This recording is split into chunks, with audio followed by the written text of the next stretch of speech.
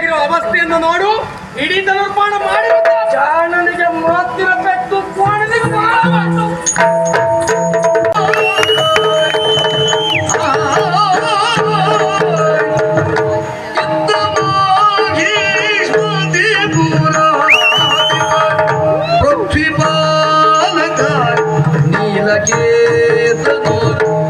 ಪ್ರತಿಪಾಲಕ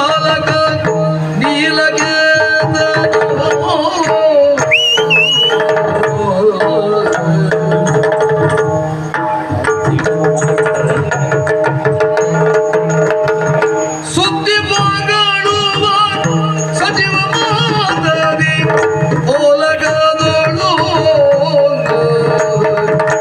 ಸುದ್ದಿ ಮಗಳುವ ಸಚಿವ ಮಾತದಿ ಓಲಗದಳು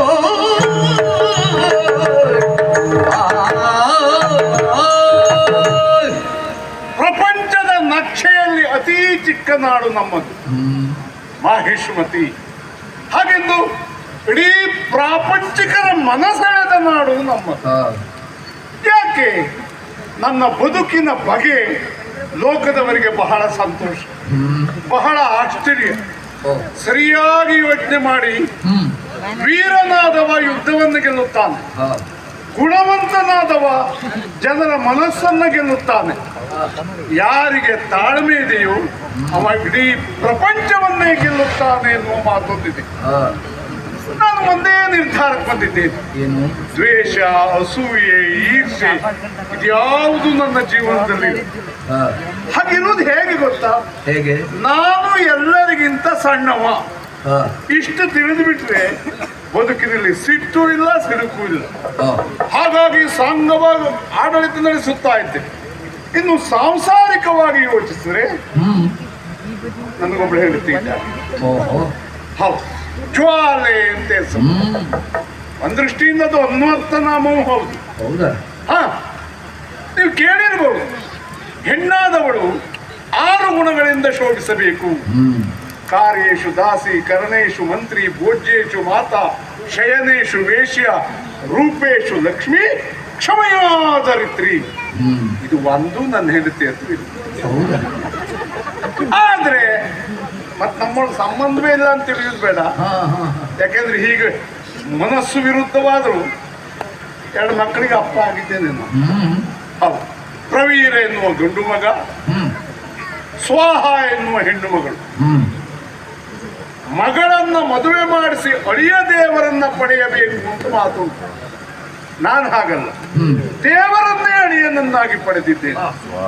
ಅಗ್ನಿದೇವನಿಗೆ ಮಗಳನ್ನ ಕೊಟ್ಟು ಮದುವೆ ಮಾಡಿಸಿ, ಮಗ ಪ್ರವೀರ ಮದನ ಮಂಜರಿ ಎನ್ನುವ ಹೆಣ್ಣಿನೊಂದಿಗೆ ಮದುವೆ ಮಾಡಿಸ್ತೇನೆ. ಸಾಂಸಾರಿಕವಾಗಿ ತೃಪ್ತ ನಾನು. ವಿಶೇಷ ಇದ್ರೆ ನೋಡುವ.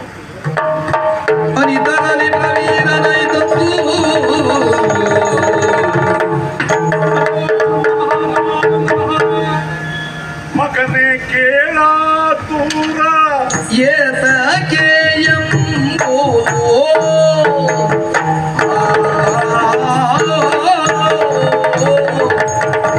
ಮಗನೇ ಕೇಳ ದೂರ ಏತಕ್ಕಿದೆ ಎಂಬುದು ಒಗುಮಿಗೆಯಿಂದ ಬೀಳೋ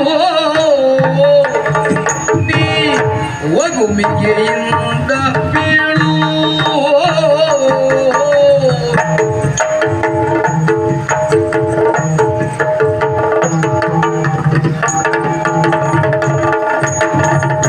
ನಗು ಮಗವೇಕೆ ಕೆಂಪಾದು ಘಟಿಸಿದ, ನಗು ಮಗವೇಕೆ ಕೆಂಪಾದು ಘಟಿಸಿದ ಬಗೆಯ ನೀಗ ಬೀಳೋ.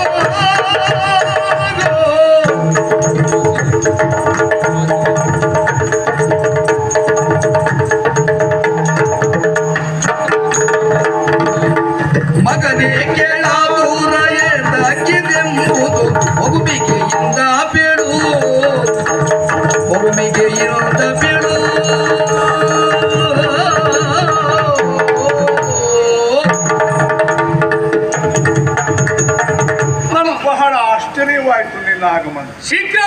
ಸಲುವಾಗಿ ನಿನ್ನ ಹತ್ತಿರಕ್ಕಾಗಿ ಓಡೋಡಿ ಬಂದವ ನಾನು. ಹಾ, ನಿನ್ನನ್ನು ನೋಡಿದಾಗ ಅಲ್ಲಿಲ್ಲದ ಸಮಾಧಾನ ನನ್ನ ಪಾಲಿಗೆ. ಹೌದಾ? ಹ, ಯಾವಾಗಲೂ ನೀನು ಸಣ್ಣ ಮಗು ಆದ ಆ ಕಾಲದಿಂದ ನನ್ನ ಮನಸ್ಸಿಗೆ ಮುದವನ್ನ ಕೊಟ್ಟವನೇ. ಸರಿ. ಒಂದು ದೃಷ್ಟಿಯಲ್ಲಿ ಚಿಮ್ಮುವ ಚಿಲುವೆಲಿ ಆ, ಮಗನೇ, ಆ, ನಿನ್ನ ಅಂಬೆಗಾಲಿಕ್ಕುವಿಕೆ ನನಗೆ ಶಿವನ ತಾಂಡವವಾಗಿ ಕಾಣ್ತಾ ಇತ್ತು. ನಿನ್ನ ತೊದಲು ನುಡಿ ನನಗೆ ಅಮೃತವಾಣಿಯಾಗಿ ಕೇಳ್ತಾ ಇತ್ತು. ಸರಿ. ಅಂತೂ ಬೆಳೆದೇ ಮದುವೆ ಮಾಡಿಸಿದ್ದಾಯ್ತು. ಇವತ್ತು ಮಾತ್ರ ಅವಸರದಿಂದ ಓಡಿ ಬಂದೆ. ಹ, ನಗುಮೊಗದಿಂದಿರುವ ಮುಖ ಕೆಂಪಾಗಿದೆ. ಹ, ಮಗನೇ, ಅಪ್ಪ, ಮನಸ್ಸಿನ ಕದನದ ಹದನವನ್ನ ಹ, ವದನ ತೋರಿಸುತ್ತದೆ ಎನ್ನುವ ಮಾತು ಹ, ಪುಸ್ತಕದ ಒಳಗೇನಿದೆ ಎನ್ನುವುದು ಪುಸ್ತಕದ ಮುನ್ನುಡಿ ನೋಡಿದ್ರೆ ಗೊತ್ತಾಗ್ತದೆ. ಸರಿ. ಯಾಕೆ ಮಗನೇ, ಏನನ್ನು ಕೇಳುವ, ಕಾಣುವ, ಆಡುವ ಕಾತರ ಹೇಳ್ತೀಯ? ಆಲೋಚನೆ ಇಲ್ಲದೆ ಬಂದದ್ದಲ್ಲ, ಒಂದು ಕಾರ್ಯನಿಮಿತ್ತವಾಗಿ ಬಂದ. ವನ ಕೇಳಿಗೆಂದು ಹೋಗಿರಲೊಂದು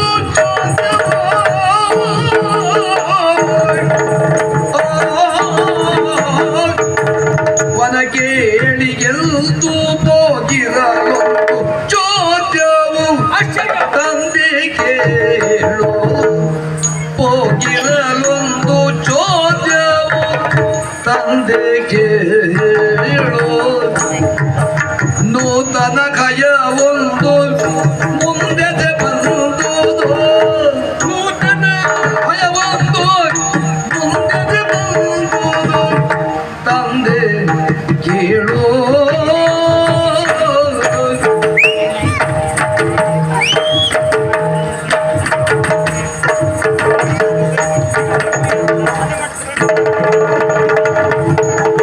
ಖನವಂತ ಧರ್ಮಜನ್ ಅಶ್ವಮೇಧದ ವಾದಿ ಖನವಂತ ಧರ್ಮಜನ್ ಅಶ್ವಮೇಧದ ವಾದಿ ತಂದೆ ಕೇಳು ಇಂದ್ರಜನ ಬೆಂಬಲಿಸುತ್ತ ಬಂದಿರುವುದಿಲ್ಲಿಗೆ ತಂದೆ ಕೇಳು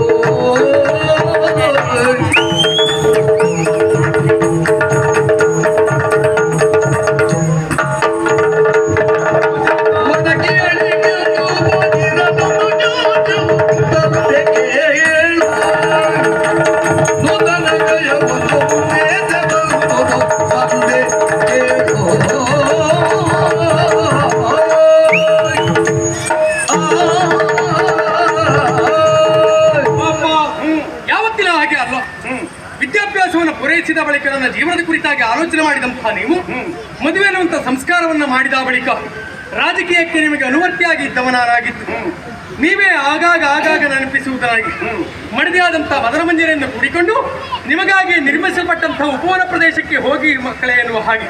ಯಾಕಾಗಿ? ಅಲ್ಲಿಯ ಸೊಬಗನ್ನ ಕಣ್ತುಂಬಿಸಿಕೊಳ್ಳಲು ಸುಖವಾಗಿ ಜಲಕ್ರೀಡೆ ವನವಿಹಾರವೋ ಅಲ್ವಾ? ಹೌದು, ಸಹಜ ಮಗ. ಇನ್ನ ಅಪ್ಪನಿಗೆ ಯಾಕೆ ಆ ಯೋಗ ಇಲ್ಲ ಅಂತ ಬಿಟ್ರೆ ಗಂಡ ಹೆಂಡತಿ ಹೋಗಬೇಕಾದ ಸಹಜ ಅಲ್ವಾ? ಅಲ್ಲ, ಮಗನ ಹತ್ರ ಹೇಳಬಾರ್ದು. ನಮ್ಮ ಸಂಸಾರದ ಕತೆ ಹೇಗೆ ಗೊತ್ತಾ? ಅವಳಿಗೆ ಮನಸ್ಸಾಯ್ತಾ? ಹ್ಞೂ. ಅವಳಿಗೆ ಮನಸ್ಸಾಗಲ್ವೋ? ಆದ್ರೆ ನನಗೆ ಹಾಗಾಗಿ ನಾನು ಹೋಗೋಣ ಅಂತ ಹೇಳಿದ ಮರುಗಳಿಗೆ ನಾನು ಬರ್ತೇನೆ ಅಂತ ಹೇಳಿ ಅದರಲ್ಲೇ ಜಲಕ್ರೀಡೆ ಬಿಟ್ಟು ಬಂದದಲ್ಲ. ಅಪ್ಪ, ನೇರವಾಗಿ ಹೋದೆ. ವನವಿಹಾರವನ್ನು ಪೂರೈಸಿದ ಬಳಿಕ ಜಲಕ್ರೀಡೆಯನ್ನು ಆಡಿ ದೇಹಕ್ಕೆ ಆವರಿಸಿರುವಂತಹ ಆಯಾಸದ ಪರಿಮಾರ್ಜನೆಗೆಂದು ನಾನು ಕುಳಿತಿರುವ ಸಂದರ್ಭ ಮಂಜರಿ ಹೂವನ್ನು ಕೊಯ್ದುಕೊಂಡು ಬರ್ತೇನೆ ಅಂತ ಹೊರಟು ಹೋದವಳು. ಅಲ್ವಾ? ಹೋದಂತ ಆಕೆ ಶೀಘ್ರಾತಿ ಶೀಘ್ರವಾಗಿ ಓಡಾಡಿ ಬಂದು ಬರುವಾಗ ಒಬ್ಬಳೇ ಬರಲಿಲ್ಲ, ಕೈಯಲ್ಲಿ ಒಂದು ಲೇಖನವನ್ನು ಹಿಡಿದುಕೊಂಡು ಬಂದು. ಯಾರು? ಆಮೇಲೆ ಅರ್ಥ ಆಯ್ತು. ವಿಚಾರವನ್ನು ಕೇಳಿದಾಗ ನಮ್ಮ ಉಪವನ ಪ್ರದೇಶಕ್ಕೆ ಒಂದು ವಿಶೇಷವಾದಂತ ಅಶ್ವ ಬಂದಿದೆಯಂತೆ. ಪಣಲಿಖಿತವನ್ನು ತೆಗೆದು ವಾಚಿಸಿದಾಗಂತ ತಿಳಿದಂತಹ ವಿಚಾರ. ಹಿಂದೆ ನಡೆದಿರುವಂತಹ ಮಹಾಭಾರತ ಸಂಗ್ರಾಮದಲ್ಲಿ ಬಂಧುಗಳ ಹತ್ಯೆ ಆಯಿತು ಅನ್ನುವುದನ್ನು ತಿಳಿದಂತಹ ಧರ್ಮಶ್ರೇಷ್ಠ ಅಶ್ವಮೇಧವನ್ನ ಕೈಗೊಂಡ ಆ ಮೂಲಕವಾಗಿ ಪೂಜಿಸಿ ಬಿಡಲ್ಪಟ್ಟಂತ ಅಶ್ವ ಎನ್ನುವುದು ಇಲ್ಲಿಗೆ ಬಂದಿದೆ. ಅಲ್ಲಿಗೆ ಮುಗಿಲಿಲ್ಲಪ್ಪ.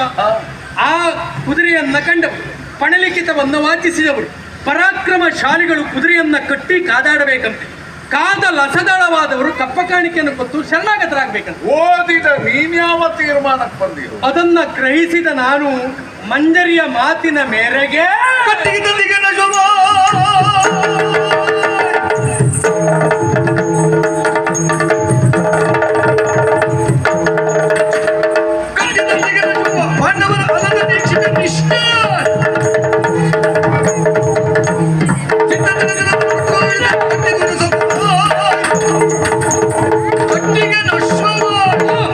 ಇಷ್ಟು ತಿಳಿದ ಮೇಲೆ ನಾನು ಕೈಕಟ್ಟಿ ಸುಮ್ಮನೆ ಕುಳಿತುಕೊಳ್ತೇನೆ.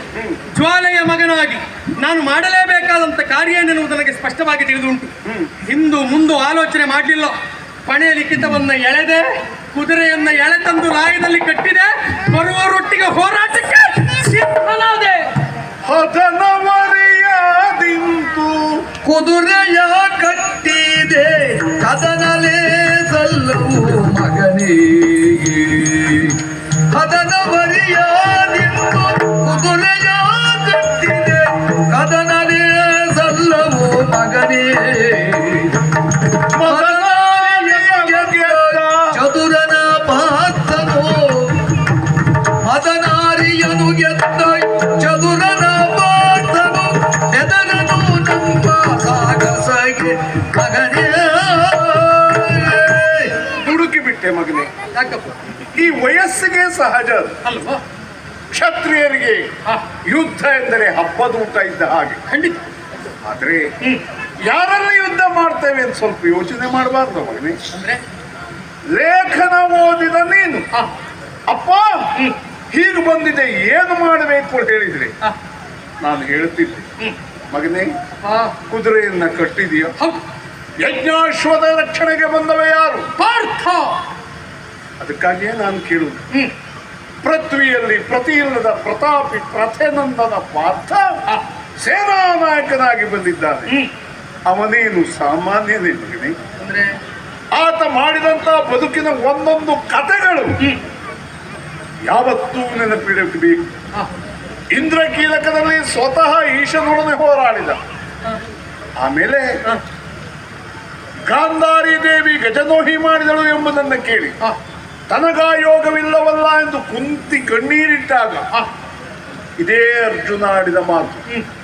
ಅವಳು ಗಜನೋಹಿ ಮಾಡಿದ್ದು ಮಣ್ಣಿನ ಆನೆಯಿಂದ, ಅಮ್ಮ ನಿನಗೆ ಸುರಲೋಕದ ಅದನ್ನ ಕರೆಸಿಕೊಡ್ತೇನೆ ಅಂತ ಹೇಳಿದ. ಕರೆಸ್ಲಿಲ್ವ ಮಗನೇ? ಕರೆಸಿದ್ದಾನೆ. ಆದ್ರಿಂದ ಅಂತವನಲ್ಲಿ ನೀನು ಯುದ್ಧಕ್ಕೆ ಅಪೇಕ್ಷೆ ಪಟ್ಟು ತಪ್ಪು ಮಾಡಿಬಿಟ್ಟೆ. ಅಂದ್ರೆ ಈಗ ನಾನು ತಪ್ಪು ಮಾಡಿಬಿಟ್ಟ? ಮಗನೇ ಮೆಚ್ಚಿದೆ ನಿನ್ನ ಧೈರ್ಯಕ್ಕೆ.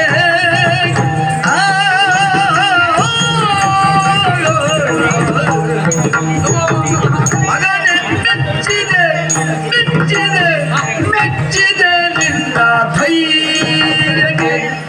ಬಲು ದಿಗಿಲೆಗೆ ಪಾರ್ಥಿವ ಕಾರ್ಯಕ್ಕೆ, ಬಲು ದಿಗಿಲೆಗೆ ಪಾರ್ಥಿವ ಕಾರ್ಯಕ್ಕೆ.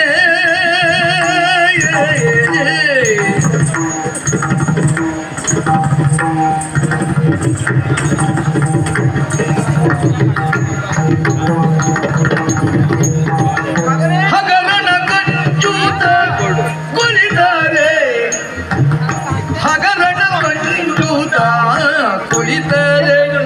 ಫಲ ಸಿಗುವುದೇ ಫಲ ಸಿಗುವುದೇ ಅಭಿಮಾನ ಕಳೆದರೆ, ಫಲ ಸಿಗುವುದೇ ಅಭಿಮಾನ ಕಳೆದರೆ.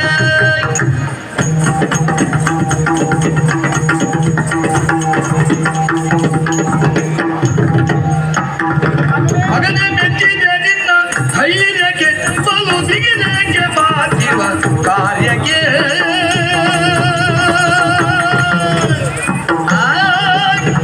ಮಗನೇ ಮೆಚ್ಚಿದೆ ಮೆಚ್ಚಿದೆ. ಶುಭವಾಗಲಿ ಮಗನೇ, ಸಂತೋಷವಾಯ್ತು ನನಗೆ. ಕೇಳಿ ತಕ್ಷಣ ಓಡೋಡಿ ಬಂದೆ ಅಲ್ವಾ? ನೀನು ಇಲ್ಲಿ ಓಡಿ ಬಂದೆ, ನನ್ನ ಸೊಸೆ ನನ್ನ ಬಳಿಗೆ ಓಡಿ ಬಂತು. ಹೌದಾ? ಹಾ, ಮೊದಲ ಮಂದಿರಿ ಬಂದು ಹೇಳಿದ್ಲು, ಉಪವನದಲ್ಲಿ ಹಯವನ್ನ ಕಂಡೆವು ನಾವು. ಹೆಚ್ಚೇನು ಹಯದ ಲೇಖನವನ್ನು ಓದಿ ಆ ಹಯವನ್ನ ಕಟ್ಟುವುದಕ್ಕೆ ನನ್ನ ಗಂಡನಿಗೆ ನಾನು ಹೇಳಿದೆ ಅಂತ ಹೇಳಿದ್ದು. ಹೌದಾ? ಹೇಳಿದ ಹೇಳಿದ? ಹೇಳಿದ್ನೆ. ನೀ ಏನ್ ಹೇಳಿದೆ? ಆಯ್ತು, ನಿನ್ನ ಮಾತಿಗೆ ಒಪ್ಪಿದ್ದೇನೆ, ಕುದುರೆಯನ್ನು ಕಟ್ತೇನೆ ಅಂತ ಹೇಳಿ. ಅಲ್ಲ, ಹೆಂಡತಿ ಮಾತಿ ಬೆಲೆ ಕೊಡಬೇಕು, ಅವ ನಿಜವಾದ ಗಂಡ. ಮಗನಿಗೆ ಹೇಳಿದ್ದು, ಮಗನೇ ಅಮ್ಮ ಮದುವೆ ಮಾಡಿದ್ದು ಸಾರ್ಥಕವಾಯಿತು. ಮದನ ಮಂಜರಿ ಅಂತ ಸೊಸೆ ಬಂದಿದ್ದು ನನ್ನ ಭಾಗ್ಯ ಅಂತ ತಿಳ್ಕೊಳ್ತೇನೆ. ಅಲ್ವಾ? ಯಾಕಂದ್ರೆ ಅತ್ತೆಯ ಮನಸ್ಥಿತಿ ಚೆನ್ನಾಗಿ ಬಲ್ಲವಳವಳು. ಹೌದು. ನಿನಗೊಂದು ಅಪ್ಪನ ಮನಸ್ಸು ಬರ್ಲಿಲ್ವಲ್ಲ, ಅದೊಂದು ಸಮಾಧಾನ ನನಗೆ. ಮಗು, ಅಮ್ಮ, ಒಳ್ಳೆ ಕಾರ್ಯವನ್ನೇ ಮಾಡಿದ್ಯಾ ನೀನು. ಆ, ಹಯವನ್ನ ಕಣ್ಣವ ಕಟ್ಟಿದ್ದ ಜೊತೆಯಲ್ಲಿ ಯುದ್ಧಕ್ಕೆ ಸಿದ್ಧನಾಗಿ ಧೈರ್ಯದ ಮಾತನ್ನಾಡ್ತಾ ಇದ್ದೆ. ಅದನ್ನು ಕೇಳಿ ನಾನು ಧಾವಿಸಿ ಬಂದವಳು. ಹಗರಣಕ್ಕೆ ಅಂಜಬಾರದು ಮಗನೇ. ಆಹಾ, ಹಾ, ಆಹಾ. ನೀನು ತಾಯಿ ಎತ್ತ ಮಗು, ಅಲ್ವಾ? ಅವನು ತಾಯಿ ಎತ್ತ ಮಗನೇ. ಅವೇನು ಮೇಲಿನ ಕೆಳಗೆ ಬಿದ್ದವನು ಅಲ್ಲ, ಕೆಳಗಿನ ಮೇಲೆ ಹುಟ್ಟಿದವನು ಅಲ್ಲ. ಹಾಗಾಗಿ ತಾಯಿ ಎತ್ತ ಮಗ ಅಂತಾದ್ಮೇಲೆ ಅವನಿಗೂ ಸೋಲು ಗೆಲುವು ಸಾವು ನೋವು ಎಲ್ಲ ಕಟ್ಟಿಟ್ಟ ಬುತ್ತಿ ಅಲ್ವಾ? ಅಷ್ಟಾದ ಮೇಲೆ ಇದನ್ನ ಅರಿತು ಕುಳಿತುಕೊಳ್ಳುವುದಲ್ಲ. ಹಾ, ಇಷ್ಟೆಲ್ಲ ಪ್ರಕರಣ ಆದ್ಮೇಲೆ ಹೌದು ಹೌದು. ಹಗರಣ ಕಂಜಿ ಕುಳಿತಾರೆ. ಹಾ, ನಮ್ಮನ್ನು ಯಾರು ಮೆಚ್ಚಿಕೊಡ್ತಾರೆ ಹೇಳು? ಇಲ್ಲ. ಯಾರು ಒಪ್ಪಿಕೊಳ್ಳುವುದಿಲ್ಲ. ಈ ಲೋಕದಲ್ಲಿ ಎಲ್ಲವನ್ನ ಬಿಡಬಹುದು, ಹಾ, ಸ್ವಾಭಿಮಾನ ಬಿಡಬಾರದು ಮಗನೇ. ಬಿಡಬಾರ್ದು. ಸ್ವಾಭಿಮಾನ ಬಿಟ್ಟವ ಬದುಕುವುದಕ್ಕೂ ಯೋಗ್ಯ ಅಲ್ಲ. ಹಾ, ನಾವು ಕ್ಷಾತ್ರಿಯರು, ಹಾ, ಪಂಥಕ್ಕನುಗುಣವಾಗಿ ಪಂಥವನ್ನೇ ಕೊಡಬೇಕು. ಯುದ್ಧ ಅಂದ್ರೆ ನಮಗೆ ಹಬ್ಬ ಇದ್ದಾಗ ಮಗನೇ. ಖಂಡಿತ.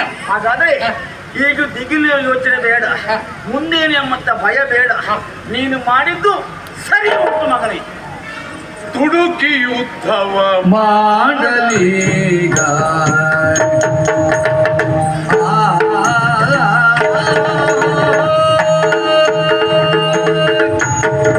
ತುಡುಕಿ ಯುದ್ಧವ ಮಾಡಲೀಗ ನಮ್ಮ ಪಡೆಗಿದೆ ಗಾನೀಯ ಯೋಗ, ನಮ್ಮ ಪಡೆಗಿದೆ ಹಾನಿಯ ಯೋಗ. ಆಡುವುದತಿ ಕಷ್ಟ ನಾಡಿನ ಜನರಿಗೆ, ಆಡುವುದತಿ ಕಷ್ಟ ನಾಡಿನ ಜನರಿಗೆ. ಕೆಡುಕು ಕಂಗೊಳಿಸುತ್ತಿರೆ ಫಲವನ್ನು ನಡೆಸುವುದು ನಟ ನೀತಿ ಎನಿಸುವುದು. ಕೆಡುಕು ಕಂಗೊಳಿಸುತ್ತಿರೆ ಫಲವನ್ನು ನಡೆಸುವುದು ನೃಪ ನೀತಿ ಎನಿಸಿದು. ತುಡುಕಿ ಯುದ್ಧವ ಮಾಡಲ್ ಈಗ.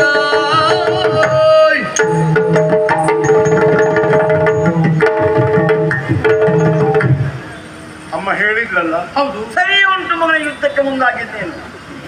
ಮತ್ತು ಇದ್ರೆ ಹೇಳಿ ಮುಗಿಸಿ. ಇಲ್ಲ, ನೀವು ಆಡಿದ್ರೆ ಮತ್ತೆ ಹೇಳ್ತೇನೆ ನಾನು. ಹೌದಾ? ಅಲ್ಲದೆ ಇದ್ರೆ ಯಾವುದನ್ನ ಬಿಡಬಹುದು? ಸ್ವಾಭಿಮಾನ ಬಿಡಬಾರದು. ಇದಲ್ವಾ ಈಗ ಗೊತ್ತಾಯ್ತು ಮತ್ತೆ? ಅಪ್ಪನಿಗೆ ಗೊತ್ತಾಯ್ತು. ಆದ್ರೆ ಒಂದು ಮಗನೇ, ಏನಪ್ಪ? ಸ್ವಾಭಿಮಾನ ಯಾವುದು ದುರಭಿಮಾನ ಯಾವುದು ಅದು ಗೊತ್ತಿರ್ಬೇಕು. ಈಗ ಅರ್ಜುನನಲ್ಲಿ ಯುದ್ಧವೇ ಬದ್ಧ, ಹಠ ಮಾಡಬಾರ್ದು. ಬದುಕಿನಲ್ಲಿ ಒಮ್ಮೆ ಬೆಂಕಿಗೆ ಕೈ ಇಟ್ಟು ಸುಟ್ಟುಕೊಂಡವ ಮತ್ತೆ ಕೈ ಇಡ್ತಾನ? ಹಾ, ಅವ ಮೂರ್ಖ ಅಂತ ಆಗ್ತಾನೆ, ಹೆಡ್ಡ ಅಂತ ಆಗ್ತಾನೆ. ನೀವು ಆಗ್ಬಾರ್ದು. ಹಿಂದೊಮ್ಮೆ ರಾಜಸೂಯ ಮಾಡುವಾಗ ಯುದ್ಧಕ್ಕೆ ಬಂದಿದ್ದರು. ಆಗ ನಾವು ಯುದ್ಧ ಮಾಡಿದ್ದೇವೆ, ಸೋತಿದ್ದೇವೆ. ಮತ್ತೆ ಅವರೇ ಬಂದಾಗ ಮತ್ತೆ ಯುದ್ಧ ಮಾಡುವುದು ಯಾಕೆ? ಅರ್ಜುನ ಯಾರು ಅಂತ ನಿನಗೆ ಹೇಳ್ಬಿಡ್ತೇನೆ. ಯಾರಪ್ಪ ಅವ್ನು? ಆಚಾರ್ಯ ಭೀಷ್ಮರೇ ಹೇಳಿದ್ದಾರೆ, ಏನು? ಪಾರ್ಥ ನಸ್ತ್ರದಿ ನೊಂದೇನು. ಹಾ, ಭಗವಾನ್ ಶ್ರೀಕೃಷ್ಣನೇ ಹೇಳಿದ್ದಾನೆ, ಏನಂತ? ಪಾಂಡವಾನಾಂ ಧನಂಜಯ ತಾನು ಎಂದು. ಹೀಗೆ ಇವರೆಲ್ಲ ಒಪ್ಪಿಕೊಂಡಾಗ ನಾವು ಹಠ ಮಾಡಿದ್ರೆ ಏನಾಗ್ತದೆ? ಒಂದು ವೇಳೆ ಯುದ್ಧ ಮಾಡಿದ್ವಿ, ಏನಂತದೆ? ಆಗಲೇ ಕೆಲವರು ಸತ್ತು ಹೋದ್ರು. ಇನ್ನು ನಾಡಿದಲ್ಲಿ ರಕ್ತದ ಹೊಳೆ ಹರಿಯಬಾರದು, ಮುತ್ತೈದೆಯರು ಮುಂಡೆಯರಾಗಬಾರದು, ಮಕ್ಕಳ ಆಕ್ರಂದನ ಕೇಳಬಾರದು. ಆದ್ರಿಂದ ಯುದ್ಧ ಮಾಡುತ್ತಾರೆ. ಹಾಗೆ ಅದೆಲ್ಲ ಆಗಬಾರ್ದು ಅಂತಾದ್ರೆ ಸನ್ಯಾಸ ಸ್ವೀಕರಿಸಿ ಗುಡ್ಡೆ ಹತ್ತದ ಒಳ್ಳೆಯದು. ಅದಲ್ಲದಿದ್ರೆ ರಾಜ್ಯ ಅಂತ ಆದ್ಮೇಲೆ ಯುದ್ಧ ಇರ್ತದೆ, ಶಾಸ್ತ್ರೀಯ ಅಂತ ಆದ್ಮೇಲೆ ಪಂಥ ಇರ್ತದೆ. ಈಗ ನಮ್ಮ ಸೈನ್ಯಕ್ಕೆಲ್ಲ ಹಾನಿ ಆಗ್ತದೆ. ತಂದರು ಹೇಳಿದಲ್ವಾ, ಸೈನ್ಯ ಇರುವುದು ಯಾಕೆ? ಹೋರಾಟಕ್ಕಾಗಿ, ರಾಜ್ಯದ ಉದ್ಧಾರಕ್ಕಾಗಿ, ರಾಜ್ಯ ರಕ್ಷಣೆಗೆ ಬೇಕಾಗಿ ಸೈನ್ಯ, ಅದಕ್ಕಾಗಿ ಅವರಿಗೆ ಸಂಬಳ, ಅವರ ಬಲಿದಾನ ಯಾಕೆ? ನಮ್ಮ ಭೂಮಿಯ ಸಂರಕ್ಷಣೆಗೆ ಬೇಕಾಗಿ.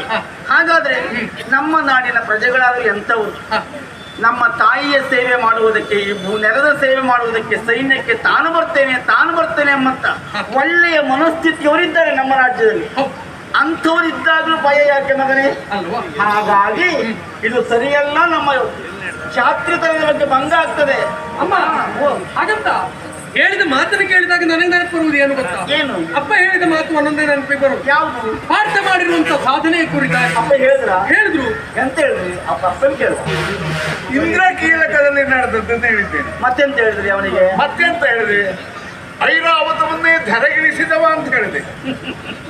ಹೌದು ಮಗ, ಈ ಕತೆ ಹೌದು ಅಲ್ವಾ? ಹೌದು. ಅಮ್ಮನಿಗೆ ಬೇಕಾಗಿ ಗಜಗೌರಿ ವ್ರತ ಮಾಡುವ ಕಾಲಕ್ಕೆ ಒಂದು ಲೇಖನವನ್ನ ಬರೆದಂತೆ ನಾನು ಕೇಳಿದ್ದೇನೆ. ಹೌದು. ಹೌದು. ಆ ಲೇಖನ ಓದಿದಂತ ದೇವೇಂದ್ರ ಆಮೇಲೆ ಮಾರ್ಗ ಮಾಡಬೇಕು ಅಂತ ಹೇಳಿದಂತೆ ಬಾಣಮುಖೇನವಾಗಿ ಸೇತುವೆಯನ್ನು ನಿರ್ಮಾಣ ಮಾಡಿ ಹೌದು. ದೇವಲೋಕದ ಸುವಸ್ತುವನ್ನು ಧರೆಗಿಳಿಸಿದ ಕೇಳಿದ್ದೇವೆ ಕಥೆಯನ್ನು. ಅಲ್ವಾ? ಆದ್ರೆ ಇದು ಒಂದು ಮುಖ. ಇನ್ನೊಂದು ಮುಖ ಆಲೋಚನೆ ಮಾಡು ಮಗನೇ. ಏನಮ್ಮ? ದೇವೇಂದ್ರನಿಗೂ ಅರ್ಜುನಿಗೂ ಏನು ಸಂಬಂಧ? ತಂದೆ ಮಕ್ಕಳ ಸಂಬಂಧ. ಪರ್ಯಾಯ ಬಗ್ಗೆ. ಹೌದು. ಹೌದು. ಹಾ, ಅವನ ಅನುಗ್ರಹದ ಕೂಸು ಇದು. ಹ. ತಂದೆ ಮಕ್ಕಳ ಸಂಬಂಧವನ್ನು ಗಟ್ಟಿ ಮಾಡುವುದಕ್ಕೆ ಬೇಕಾಗಿ ತನ್ನ ಮಗನನ್ನ ಇಂಥವ ಅಂತ ಪ್ರಪಂಚ ಮುಖಕ್ಕೆ ಉದ್ಘೋಷಿಸುವುದಕ್ಕೆ ಬೇಕಾಗಿ ಆ ದೇವೇಂದ್ರ ಮಾಡಿದ ನಾಟಕ. ಅವನಿಗಾದ್ರೂ ತನ್ನ ಮಗ ಕಾಣಿಸ್ಕೊಳ್ಳಿ ಅಂತ ಇರ್ತದೆ.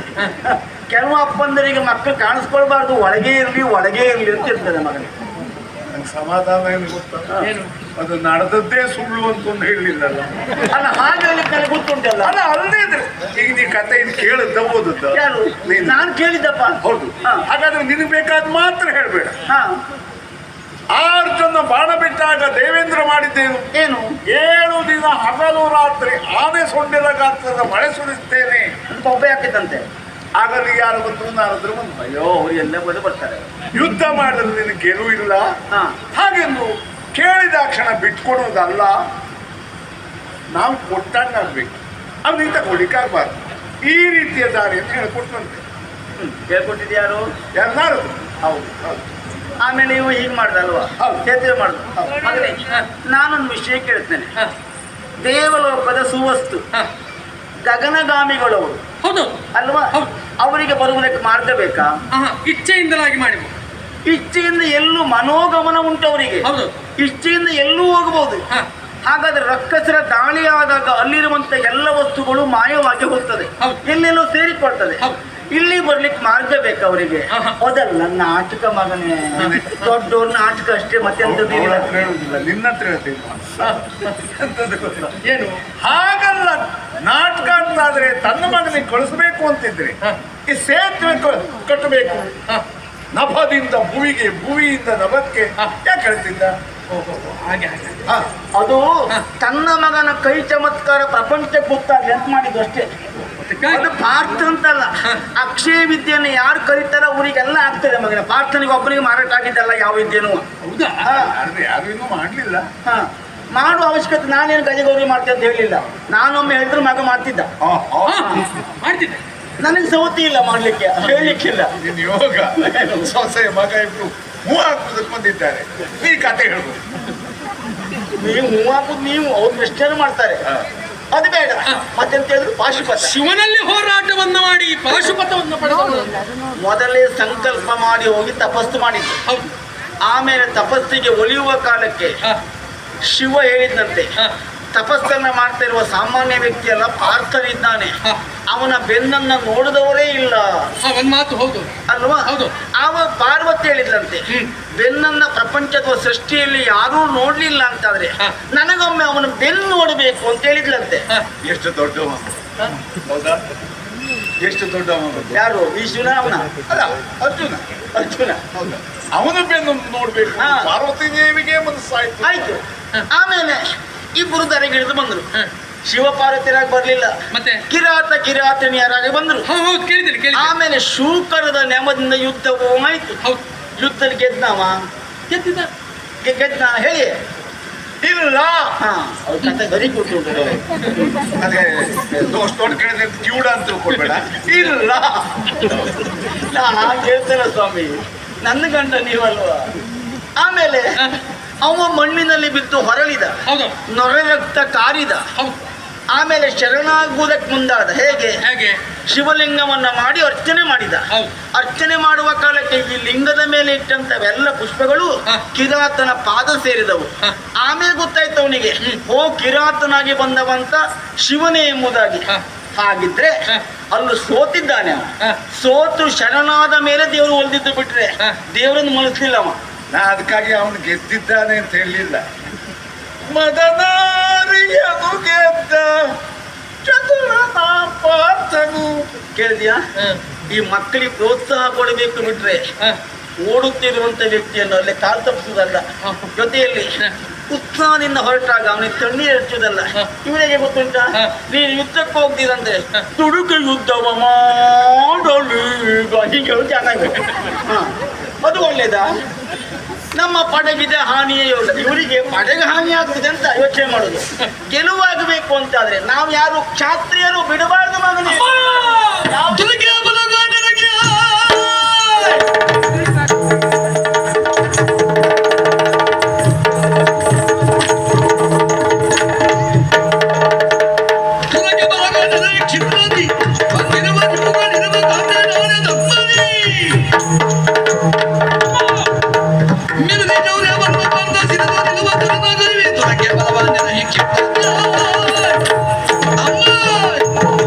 ನಾವು ಕ್ಷಾತ್ರಿಯರ ಮಗನೇ, ಖಂಡಿತ. ಶರಣಾಗಿ ಬದುಕುವುದಲ್ಲ, ಆಹಾ. ಹೋರಾಟ ಮಾಡಿಯೇ ಬದುಕಬೇಕು. ಮಾತಿಲ್ವಾ? ಏನು? ನೀವು ಮುಂದುವರಿ. ನೀವು ಮುಂದುವರಿ. ಯುದ್ಧಕ್ಕಂತೂ ಹೋಗುದಿಲ್ಲ, ಮತ್ತೆ ಇಲ್ಲಿಂದ ಯುದ್ಧಕ್ಕೆ ಹೋಗುದು. ಆಯ್ತು ಆಯ್ತು.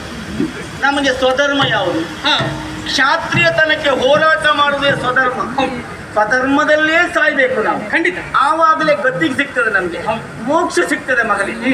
ಸ್ವಧರ್ಮಕ್ಕೆ ಬೇಕಾಗಿ ಯಾರು ಹೋರಾಟ ಮಾಡ್ತಾರೋ ಅವರು ನಿಜವಾದ ವ್ಯಕ್ತಿತ್ವ ಉಳ್ಳವರು ಅಂತಾಗ್ತದೆ. ಪಾರ್ಥನಿಗೆ ನಾವು ಶರಣಾದೇವು ಅಂತಾದ್ರೆ ಪರಿಣಾಮ ನಮ್ಮ ಪ್ರಜೆಗಳ ಮನಸ್ಸು ಏನಾಗ್ತದೆ ಹೇಳು? ಅಲ್ವಾ? ನಮಗೆ ಅಧಿಕಾರ ಬೇಕು ಅಂತ ಶರಣಾಗುವುದೇ ಬಿಟ್ರೆ ಸ್ವಾರ್ಥಕ್ಕಾಗಿ ಬದುಕನ್ನು ಸವಿಸಿಕೊಂಡು ಪ್ರಜೆಗಳ ಮನಸ್ಸನ್ನ ಗೆಲ್ಲುವರಾಗಬೇಕು ನಾವು. ಎಷ್ಟೋ ಮಂದಿಗೆ ಇರ್ತದೆ ನಾವು ಹೋರಾಟ ಮಾಡಬೇಕು, ನಾವು ಶರಣಾಗಬಾರ್ದು ಯಾವ ಕಾಲಕ್ಕೂ ಅಂತ. ಅಪ್ಪೇನು ಕಣ್ಣಾಗಿ ಅಲ್ಲೇ ಕೂತ್ಕೊಂಡು ಮಾತಾಡೋದಲ್ಲ ಮಗನೇ. ನಾನು ಮಾಡಿದ್ರೆ ಮಾಡಬೇಕು. ಹೌದು. ಬದುಕುವುದು 4 ಕಾಲ ಹುಲಿಯಾಗೆ ಬದುಕಬೇಕು ಬಿಟ್ರೆ ಇಲಿಯಾಗಿ ಅಲ್ಲಲ್ಲೇ ಮಾತಾಡುತ್ತೆ 100 ಕಾಲ ಇರುವುದಲ್ಲ. ನಿಮ್ಗಲ್ಲ ಮತ್ತೆ ನಾನು ನಿನ್ನ ಮಾತು ಆಡಿಸ್ಕೊಳ್ಳುತ್ತೇನೆ. ನೋಡಿದ್ಯಾ ಅಪ್ಪೇನ? ಇವ್ರು ಹೇಗೆ ಗೊತ್ತುಂಟ? ಹೇಗೆ? ಎಲ್ಲವುದೂ ಕಾಣ್ತದೆ ಇವರಿಗೆ, ಯಾವುದೂ ಕಾಣದಿದ್ದಾಗಿರ್ತಾರೆ. ಅದೆಲ್ಲ ಬೇಡ ಮಗ, ನಿನಗೆ ಕಂಡಿದ್ದನ್ನ ಖಂಡಿಸು ನೀನು. ಅದು ಬದುಕೊಂದು ಕರೆಸಿಕೊಳ್ತದೆ. ಅಮ್ಮ, ಶರಣಾಗುವುದಲ್ಲ, ಹೋರಾಟವೇ. ಇಷ್ಟು ಪ್ರೋತ್ಸಾಹ ನನ್ನ ಪಾಲಿಗೆ ಲಭಿಸ್ತದೆ ಅಂತಾದ್ರೆ, ಧೈರ್ಯದ ನುಡಿಗಳನ್ನು ನೀನು ಆಡ್ತಿ ಅಂತಾದ್ರೆ, ಕುದುರೆಯನ್ನು ಬಂಧಿಸಿ ಆಗಿದೆ, ಪ್ರತಿಭಟಿಸುವುದಕ್ಕೆ ಬಿಡಿಸುವುದಕ್ಕೆ ಬಂದಂತ ಪಟುಪಟರನ್ನ ರಣಕ್ಷೇತ್ರದಲ್ಲಿ ಕಾರುಗಣಿಸುವುದಕ್ಕೆ ನಿಮ್ಮ ಮಗ ಯಾವತ್ತಿಗೂ ಇದ್ದೇನೆ. ನೀ ಮುಂದಾಗಿ ಹೋಗಿ, ಹಿಂದಿನ ಅಪ್ಪ ಬರ್ತಾರೆ. ಅದ್ರ ಒಂದು ಸೇನಾ ಬಲದ ವ್ಯವಸ್ಥೆ ಒಂದು ಆಗ್ಬೇಕು. ಅಪ್ಪಯ್ಯ ಬರ್ತಾರೆ. ಆದಿ ಅಪ್ಪನೇ ಕೊಡ್ತೇನೆ. ನೀವು ಹೋಗುದಿಲ್ಲ? ಇಲ್ಲಪ್ಪ, ಈಗ ಅವನ ಜೊತೆ ಹೋಗ್ಬೇಕಲ್ಲ. ಆಯ್ತು, ಅದ್ರ ಒಂದು ನೆನಪಿರ್ಬೇಕು ಮಗನೇ. ಏನು? ಪ್ರತಿಯೊಬ್ಬ ತಂದೆಯ ಬಯಕೆ ಏನು? ಏನು? ಪುತ್ರಾದಿಚ್ಛೆ ಪರಾಜಯ. ಮಗನಿಂದ ಸೋಲು ತಂದೆಗೆ ಬಹಳ ಸಂತೋಷ. ಅಂದ್ರೆ ನನಗಿಂತ ಎತ್ತರಕ್ಕೆ ನೀ ಬೆಳೆಬೇಕು ಅಂತ ದೇವ್ರ ಇಚ್ಛೆ ಇದ್ದಂತ. ಬಾಯಲ್ಲಿ ಜಯ ಆಗಲಿ ಅಂತೂ ಹೇಳುವುದಿಲ್ಲಪ್ಪ ಅವ್ರು. ಯಾವ ಜಾತಿ ಜನ ನೀವು ಅದು ಒಂದೇ ಹೇಳ್ತೀಯ, ಮಗನೇ ಜಾಗ್ರತೆ ಹೇಳುವುದಿಲ್ಲ, ಬರೀ ಯುದ್ಧಕ್ಕೆ ಹೋಗು ಹೋಗು ಅಂತ ಹೇಳ್ತೀವಿ. ನನ್ನ ಮಗ ಜಾಗೃತಿ ತಪ್ಪು ವ್ಯವಹಾರ ಮಾಡುವುದೇ ಇಲ್ಲ ಸ್ವಾಮಿ. ಮಗನೇ ವಿಜಯಶಾಲಿಯಾಗಿ ಮಾಡಿ. ಹೋರಾಟದಲ್ಲಿ ಯಾವ ಕಾಲಕ್ಕೂ ಬೆನ್ನು ತೋರಿಸಬೇಡ. ಇಲ್ಲ, ಪಾರ್ಥನಾದ್ರೂ ಶಿವನಿಗೆ ಬೆನ್ನು ತೋರಿಸಿದ್ದಾನೆ, ನಾನು ಯಾರಿಗೂ ತೋರಿಸಬೇಡ. ಮಗ ಯುದ್ಧ ಮಾಡುವ ಕಾಲಕ್ಕೆ ಅಪ್ಪನ ನೆನಪು ಮಾಡ್ಕೊಳ್ಬೇಡ ನೀನು. ಯಾವತ್ತಿಗೂ ಅಮ್ಮನನ್ನೇ ಸ್ಮರಿಸಿ ನನ್ನ ನೆನಪು ಮಾಡ್ಕೊ.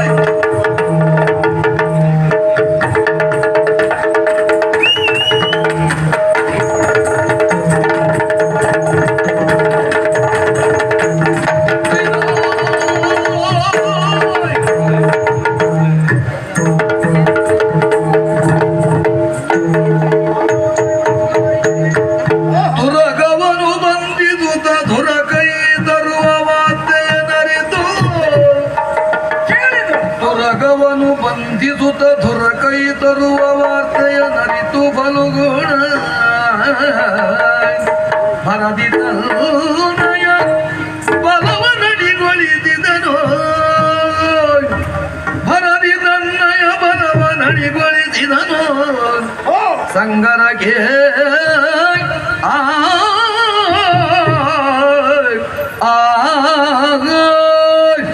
ವಶಕೇತ ಪ್ರದ್ಯುಮ್ನ ಅನುಸಾರವಾದಿಗಳೇ, ಬದುಕಿನ ಹೋರಾಟದ ಬದುಕು ಕೇಳುವುದಕ್ಕೆ ಒಂದೇ ರೀತಿಯ ಶಬ್ದವೇ ಹೌದಾದರೂ ಕೂಡ ಅರ್ಥದಲ್ಲಿ ಮಾತ್ರ ವ್ಯತ್ಯಾಸವು. ಈ ಪ್ರಪಂಚದಲ್ಲಿ ಹುಟ್ಟಿದ ಪ್ರತಿಯೊಂದು ಜೀವಿಯು ಬದುಕಿಗಾಗಿ ಹೋರಾಡ್ತದೆ. ಆದರೆ ಹೋರಾಟವನ್ನೇ ಬದುಕಾಗಿಸಿಕೊಂಡವರು ಪಾಂಡವರು. ಒಂದು ಸಮಾಧಾನ ಉಂಟು ಏನು ಅಂತ ಕೇಳ್ತೀರಾ? ಏನು? ಈ ಹೋರಾಟದ ಬದುಕಿನಲ್ಲಿ ಯಾವತ್ತೂ ಯಾವ ಕಾರಣಕ್ಕೂ ಧರ್ಮದ ದಾರಿಯನ್ನ ಬಿಟ್ಟು ನಾವು ಸಾಗಲಿಲ್ಲ ಎನ್ನುವುದಕ್ಕೆ ನಿದರ್ಶನ ಶ್ರೀಮನ್ನಾರಾಯಣನೇ ಧರೆಗೆ ಅವತರಿಸಿ ಪ್ರಪಂಚವನ್ನ ಉದ್ಧರಿಸ್ತಾ ಇದ್ದಾನೆ, ಧರ್ಮವನ್ನ ಎತ್ತಿ ಹಿಡಿದಿದ್ದಾನೆ. ಇದು ಪ್ರತೀತಿ. ಶ್ರೀಹರಿಯ ಅನುಗ್ರಹ ಎನ್ನುವುದು ನಮ್ಮ ಮೇಲೆ ಯಾವತ್ತೂ ಉಂಟಲ್ಲ. ಇನ್ನೂ ಒಂದು ಧರ್ಮಕ್ಷೇತ್ರವಾಗಿರುವಂತಹ ಕುರುಕ್ಷೇತ್ರದಲ್ಲಿ ನಡೆದಂತಹ ಯುದ್ಧ, ಅದು ಭಾರತ ಹವ, ಅದರಲ್ಲಿ ನಮಗೆ ಜಯವಾಯಿತಲ್ಲ ಎಂಬಲ್ಲಿಗೆ ನಮ್ಮ ದಾರಿ ಎನ್ನುವುದು ಅದು ಧರ್ಮದ ದಾರಿ ಎನ್ನುವುದಕ್ಕೆ ಒಂದು ನಿದರ್ಶನ ಸಿಕ್ಕಿದ ಹಾಗಾಯಿತು. ಆದ್ರೆ ಏನು ಮಾಡೋಣ, ಅಲ್ಲಿ ಸತ್ತವರು ದುಷ್ಟರೇ ಆದರೂ ಕೂಡ ಆ ಕೌರವರು ನಮಗೆ ಬಂಧುಗಳು ಎನ್ನುವ ಕಾರಣಕ್ಕಾಗಿ ನನ್ನಣ್ಣನಾಗಿರುವಂತಹ ಧರ್ಮರಾಯನಿಗೆ ಒಂದು ಹತ್ಯಾ ದೋಷ ಬಂದಿದೆಯೋ ಈ ಒಂದು ಶಂಕೆ ಉದ್ಭವಿಸಿತು. ಈ ಪ್ರಶ್ನೆಯನ್ನ ವ್ಯಾಸರ ಮುಂದಿರಿಸಿದಾಗ ಅವರೇ ಸೂಚಿಸಿದ ಮಾರ್ಗ ಮಾಡುವ ಶ್ವಮೇಧವನ್ನ ಎನ್ನುವುದಾಯಿತು. ವ್ಯಾಸರ ನಿರ್ದೇಶನದಂತೆ ಶ್ರೀಕೃಷ್ಣನ ಅನುಗ್ರಹವನ್ನ ಪಡೆದು ಭದ್ರಾವತಿಯ ಅರಸನಾಗಿರುವಂತಹ ಯವನಾಶ್ವನಿಂದ ಅಶ್ವವನ್ನ ಪಡೆದು ಅಶ್ವಮೇಧಕ್ಕೆ ಆರಂಭಗೊಳಿಸಿದ್ದಾಯಿತು. ಯಜ್ಞಾಶ್ವದ ರಕ್ಷಣೆಗೆ ಹೋಗುವ ಯಾರು ಎನ್ನುವಂತಹ ಪ್ರಶ್ನೆಗೆ ಉತ್ತರವಾಗಿ ಈ ಪಾತ್ರವನ್ನು ಆಯ್ಕೆ ಮಾಡಿದ್ದು ಆಯಿತು. ನಿಮ್ಮೆಲ್ಲರನ್ನ ಸೇರಿಸಿಕೊಂಡು ಅಶ್ವದ ಬೆಂಗಾವಲನ್ನ ಮಾಡುತ್ತಾ ಮುಂದೊತ್ತಿ ಸಾಗಿ ಬರ್ತಾ ಇದ್ದೇವೆ. ಮಾರ್ಗ ಮಧ್ಯದಲ್ಲಿ ಅದೆಷ್ಟು ಅರಸರು ಮಾಡುತ್ತಿರುವುದು ಧರ್ಮದ ಕಾರ್ಯ ಎನ್ನುವುದಾಗಿ ಭಾವಿಸಿ ಕಪ್ಪವನ್ನು ಕೊಟ್ಟು ಶರಣಾದರು. ಇನ್ನು ಕೆಲವರು ಪಾಂಡವರೇ ಆಗಲಿ ಯಾರೇ ಆಗಲಿ ವಿರೋಧಿಸುವುದು ನಮ್ಮ ಸ್ವಭಾವ ಎನ್ನುವುದಾಗಿ ಹೋರಾಟವನ್ನು ಕೊಟ್ಟು ನಮ್ಮೆದುರು ಕೈ ಸೋತು ಆಮೇಲೆ ಕಪ್ಪವನ್ನು ಕೊಟ್ಟು ಶರಣಾದರು. ಹೀಗೆ ಮುಂದೆ ಸಾಗಿ ಬಂದಾಗ ನಮ್ಮ ಅಶ್ವವೊಂದು ಸೇರಿದ ಪ್ರದೇಶ ಇದು ಮಾಹಿಷ್ಮತಿ. ಪ್ರಶ್ನಾರ್ಥಕವಾಗಿ ಉಳಿದಿತ್ತು. ಯಾವುದು? ಇಲ್ಲಿಯ ಅರಸರಾಗಿರುವಂತಹ ನೀಲಧ್ವಜ ಅಗ್ನಿದೇವರನ್ನೇ ಅಳಿಯನನ್ನಾಗಿ ಪಡೆದವ. ಚಿಕ್ಕ ದೇಶವಾದರೂ ಕೂಡ ಚೊಕ್ಕ ದೇಶವಾಗಿ ಸಮೃದ್ಧಿಯನ್ನು ಹೊಂದಿದ ನಾಡನ್ನಾಗಿ ಬೆಳೆಸ್ತಾ ಇದ್ದಾನೆ ಎನ್ನುವುದಾಗಿ ನಮ್ಮ ನಂಬಿಕೆ. ಅವ ಕಪ್ಪವನ್ನ ಕೊಟ್ಟು ನಮಗೆ ಬೆಂಬಲವನ್ನ ಕೊಡ್ತಾನೆ ಎನ್ನುವುದಾಗಿತ್ತು. ಆದ್ರೆ ಏನು ಮಾಡೋಣ, ಅಶ್ವವನ್ನ ಕಟ್ಟಿದ್ದಾನಂತೆ, ಹೋರಾಟಕ್ಕೆ ಸಿದ್ಧನಾಗಿದ್ದಾನಂತೆ. ನಮ್ಮಲ್ಲಿ ಮತ್ತೆ ಸಿದ್ಧರಾಗಿ ಅಂತ ಮತ್ತೆ ಹೊಸದಾಗಿ ಹೇಳುವುದು ಬೇಡ, ನಾವು ಸಿದ್ಧರಾದ ಮೇಲೆ ಬಂದದ್ದು. ಈ ಒಂದು ಪ್ರಶ್ನೆ ಏನು, ಅಶ್ವವನ್ನ ಕಟ್ಟಿ ಯುದ್ಧಕ್ಕೆ ಅವರು ಸಿದ್ಧರಾಗಿದ್ದಾರೆ. ಈ ಕುರಿತಾಗಿ ನೀವೇನು ಹೇಳ್ತೀರಿ?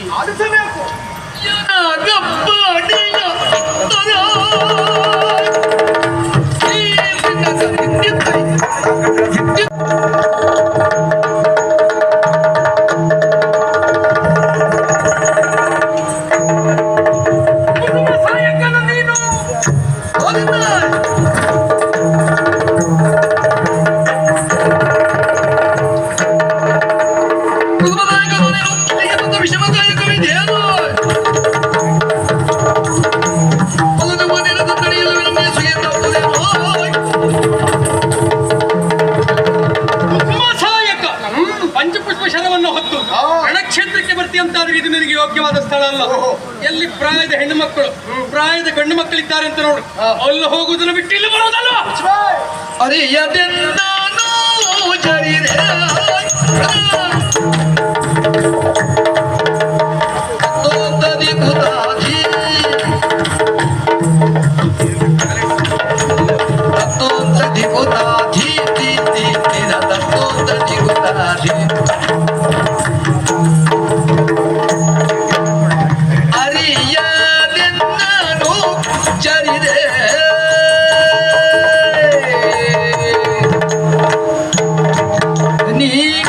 Hari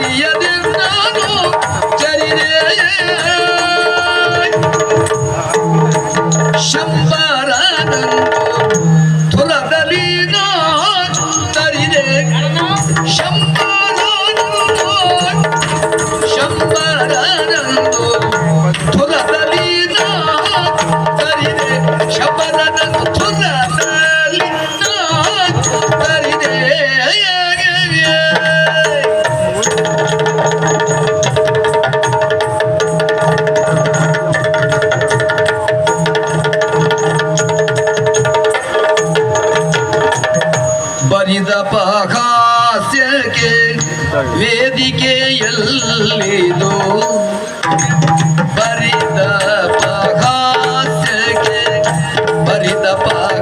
ಪರಿತಪಹಾಸ್ಯಕ್ಕೆ ವೇದಿಕೆ ಅಲ್ಲಿದು ಕುರಿ ನೋಡಿ ಜಯ ಪಡೆವೆ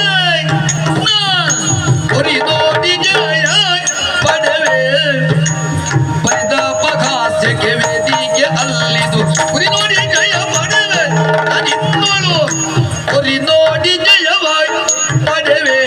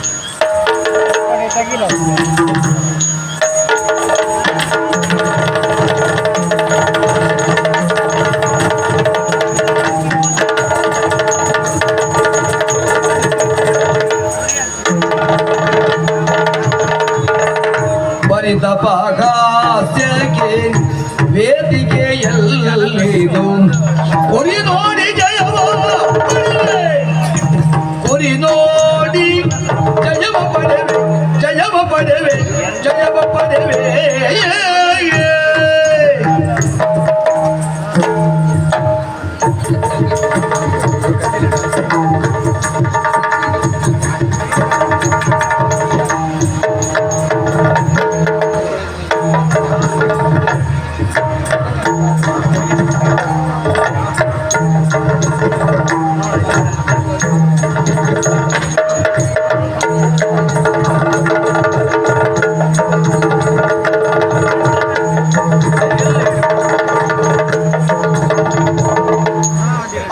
ಅರಿಯಾದೆನ್ನನು ಚರಿದೆ ಶಂಬರನನ್ನು ಮೊದಲೇ ನಾನು ತರಿದೆ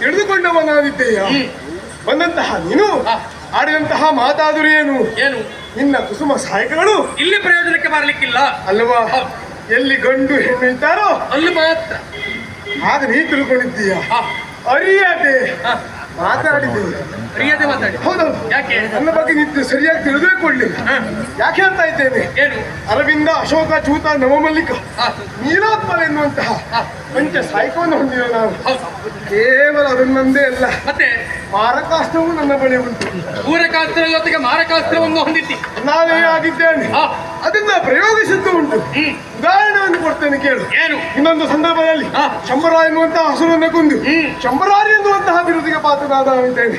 ಹಾಗಾಗಿ ಹೇಳ್ತಾ ಇದ್ದೇನೆ, ಮತ್ತೆ ಅವನನ್ನು ಕೊಲ್ಲುವುದಕ್ಕಾಗಿಯೇ ಹುಟ್ಟಿಕೊಂಡವ ನೀನು ಅಂತ ನಾವು ಕೇಳಿದ್ದು. ಹಾ. ಅಷ್ಟಕ್ಕೆ ಮಾತ್ರ ಸೀಮಿತ ಬಿಟ್ಟರೆ ರಣಕ್ಷೇತ್ರಕ್ಕಲ್ಲ ಅಂತ ಹೇಳಿದ್ದು ನಾನು. ಏನು ವಿಚಾರ ಗೊತ್ತಿಲ್ಲದೆ ಆಡಿದ್ದಲ್ಲ. ಅಲ್ಲ ನನಗಾದ್ರೂ ಒಂದು ಅಭ್ಯಾಸ ಉಂಟು. ಏನು? ನಾನು ಯುದ್ಧವನ್ನ ಮಾಡಿದ್ದೇನೆ, ಹಾ. ಮತ್ತೊಮ್ಮೆ ಯುದ್ಧವನ್ನು ಮಾಡುವಂತ ಸಾಮರ್ಥ್ಯದಿಂದ ಉಂಟು ಎನ್ನುವುದನ್ನು ತಿಳ್ಕೊಂಡಿದ್ದೇನೆ. ಹಾ. ನೀನು ಹಾಗಲ್ಲ, ಇದು ಮೊದಲನೇ ಬಾರಿ ಯುದ್ಧ. ಹೌದಪ್ಪ. ಹಾ. ಮತ್ತೆ ನೀನು ಒಂದು ಸಮಯದಲ್ಲಿ ಜೀವನ ಕಳೆದುಕೊಂಡವ ನೀನು. ಹೌದಪ್ಪ. ರಣತಪಹಾರಿ. ಲೋಕ ಕಲ್ಯಾಣಾರ್ಥವಾಗಿ ನೋಡು ನಿಮ್ಗೆಲ್ಲ ಯೋಗ ನೋಡು. ಹೋರಾಟ ಮಾಡಿ ಜಯಿಸಿದ್ರು ನಿಮ್ಗೆ ಹೆಸರು, ಹೌದು. ಸತ್ತೋದ್ರು ಹೆಸರು. ಹಾ. ನಮ್ಗೆ ಆಗಲ್ಲ, ನಾವು ಹೋರಾಟ ಮಾಡಿ ಹೆಸರು ಮಾಡ್ಬೇಕು ಬಿಟ್ರೆ ಹಾ. ಧರ್ಮಕ್ಕೆ ಹೆಸರು ಯಾರು ಕೊಟ್ಟದ್ದಲ್ಲ. ನಾನು ಸುಮ್ಮನೆ ಸಾಯಲಿಲ್ಲ. ನನ್ನ ತಪಸ್ಸನ್ನು ಗಿರಿಸುವುದರ ಮೂಲಕವಾಗಿ ಹಾ. ರಣತಪಹಾರಿ ಹಾ. ಅಷ್ಟು ಮಾತ್ರ ಅಲ್ಲ, ಹಾ. ಗಿರಿಜಾ ಕಲ್ಯಾಣದ ಪ್ರಸಂಗ ಕಾರ್ಯಕರ್ತ ನಾನೇ ಇದ್ದೇನೆ. ಅಲ್ಲ ಆಮೇಲೆ ಅಲ್ವ ನೀವು ಸುಟ್ಟೋದದ್ದು. ಸುಟ್ಟೋದದ್ದು ಹೌದಪ್ಪ. ಹೌದಪ್ಪ. ಹಾ. ಮತ್ತೆ ಜೀವ ತೆಳೆದು ಬರುವುದಕ್ಕೆ ನಿನಗೆ ಅವಕಾಶ ಉಂಟು ಅನ್ನುವ ಸಲುವಾಗಿ ನೀ ಎಷ್ಟು ಸತಿ ಬೇಕಿದ್ರು ಸಾಯ್ತಿ. ಹಾ. ನಾವಾಗಲ್ಲ, ನಾವು ಸತ್ತ ಮೇಲೆ ಏನನ್ನಾದ್ರೂ ಸಾಧಿಸೇ ಸಾಯ್ಬೇಕು. ಮತ್ತೆ ಸಾಯುವವ ಈ ಪ್ರದ್ಯುಮ್ನಲ್ಲ. ಹಾ. ಹಾಗಾಗಿ ಹೇಳ್ತಾ ಇದ್ದೇನೆ, ಹಾ. ಒಳ್ಳೆಯ ಮಾತಿನಲ್ಲಿ ಭಯವನ್ನ ಬಿಟ್ಟುಕೊಡದೆ ಹೋದ್ರೆ ಹಾ. ನಿನ್ನನ್ನ ಕೊಂದು ಪ್ರವೀರಾಡಿನ ಹಾಕ್ತೇನೆ. ವೀರಾರಿ ಅಲ್ಲ, ಏ. ನಿನಗೆ ತಿರುಗಿ ಹೋಗುದಕ್ಕೆ ದಾರಿ ಕಾಣಿದ ಹಲ ಅದೇ.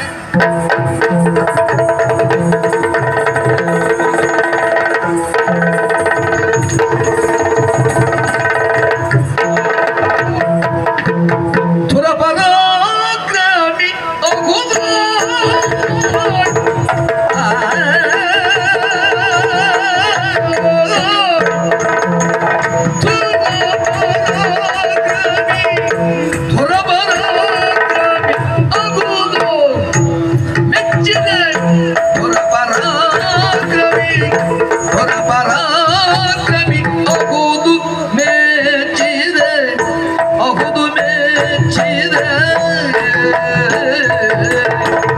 ದೊರಕದೈ ಜಯ ಪರಿದಸಾಯದೆ ದೊರಕದೈ ಜಯ ದೊರಕದೈ ಜಯ ಪರಿದಸಾಯದೆ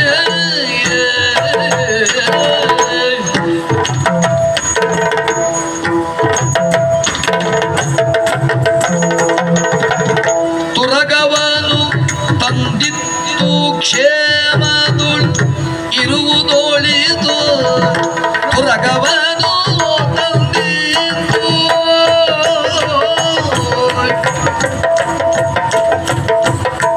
ಯಜ್ಞ ತುರಗವನು ತಂದಿತ್ತು ಕ್ಷೇಮದುಳ್ ಇರುವುದೊಳಿದು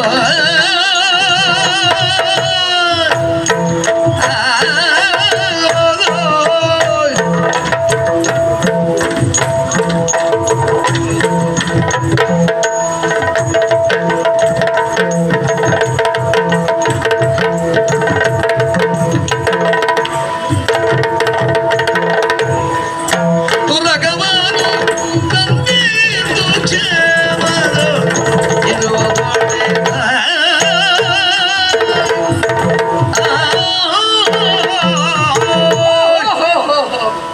ದುರಪರಾಕ್ರಮಿಯ ಹುದು ಮೆಚ್ಚಿದೆ. ಹುಡುಗ ಯುದ್ಧ ಮಾಡುವುದಕ್ಕಾಗಿ ಮುಂದೊತ್ತಿ ಬರ್ತಾ ಇದ್ದಿ. ಅಷ್ಟೇ ಅಲ್ಲ, ಎದುರಾದ ಕೆಲವು ನಮ್ಮವರನ್ನು ಸವಾರಿಸಾಗುತ್ತಾ ಇದ್ದಿ.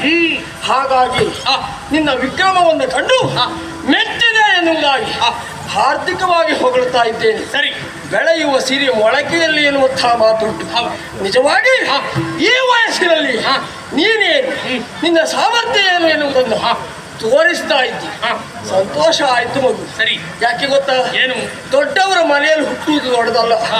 ದೊಡ್ಡವರ ಮನೆಯಲ್ಲಿ ಹುಟ್ಟಿದ ಮೇಲೆ ದೊಡ್ಡವರು ಗಳಿಸಿದ ಕೀರ್ತಿಯನ್ನು ಹೆಚ್ಚಿಸುವುದು ಬಹಳ ದೊಡ್ಡದು. ಆ ಮಟ್ಟಿಗೆ ನೀ ಅಡ್ಡಿಲ್ಲ ಅಂತ ನಿಲ್ತಾನೆ. ಆದ್ರೆ ಉಳಿದವರನ್ನ ಗೆದ್ದ ಹಾಗೆ ಪಾರ್ಥರನ್ನ ಗೆಲ್ತೇನೆ, ಇದು ಮಾತ್ರ ಸರಿಯಲ್ಲ. ಯಾಕೆ ಗೊತ್ತಾ? ಈ ಪ್ರಪಂಚದಲ್ಲಿ ಸಾವಿರಾರು ಜನ ಕಿರೀಟವನ್ನ ಹೊತ್ತವರನ್ನು ನೀನು ಕಂಡಿರಬಹುದು. ಆದ್ರೆ ಕಿರೀಟಿ ಎನ್ನುವಂತಹ ಬಿರುದು ಬಂದದ್ದು ಮಾತ್ರ ಈ ಪಾರ್ಥನಿಗೆ ಮಾತ್ರ. ಅಷ್ಟೇ ಅಲ್ಲ, ಸಜೀವವಾಗಿ ದೇವಲೋಕವನ್ನು ಸೇರಿದ್ದು ಮಾತ್ರ ಅಲ್ಲ, ನಿವಾತ ಕವಚರನ್ನು ಕೊಂದು ದೇವೇಂದ್ರನ ಅರ್ಧ ಸಿಂಹಾಸನವನ್ನು ಏರಿದವರಾರು. ಆಗ್ಲೇ ಅಲ್ವಾ ಕಿರೀಟಿ ಎನ್ನುವ ಬಿರುದು ಬಂದದ್ದು. ನಿಜವಾಗಿ ಅವೇದ್ಯವಾಗಿರುವಂತಹ ಮತ್ಸ್ಯಯಂತ್ರ ಇದನ್ನ ಭೇದಿಸುವವರು ಯಾರು ಎನ್ನುವಂತಹ ಪ್ರಶ್ನೆಗೆ ಉತ್ತರವನ್ನು ಕೊಟ್ಟವ ನಾನು. ಸರಿ. ಹಾಗಾಗಿ ಇಷ್ಟೆಲ್ಲ ಸಾಧನೆಯನ್ನು ಮಾಡಿದಂಥ ಪಾರ್ಥನನ್ನು ಸುಲಭವಾಗಿ ಗೆಲ್ತೇನೆ. ಇದು ಬೇಡ. ಒಂದೇ ಒಂದು ನೀತಿ ಮಾತು ಹೇಳ. ಏನು? ಅಶ್ವವನ್ನ ಕಟ್ಟಿದ್ದೀರಿ, ತಿಳಿದು ಕಟ್ಟಿದ್ದೀರೋ ತಿಳಿಯದು ಕಟ್ಟಿದ್ದೀರೋ ಅದು ಬೇರೆ. ಮಾಡಿದ್ದು ತಪ್ಪಾದದ್ದಂತೂ ಸತ್ಯ.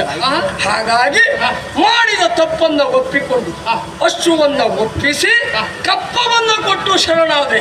ನೀವು ನಿಮ್ಮನ್ನು ರಕ್ಷಿಸ್ತೇನೆ. ಯಾರು? ನೀನು ಹೇಳು. ಅದು ಮಭವಾಂಡದ ಜೀವನ ಬದುಕನು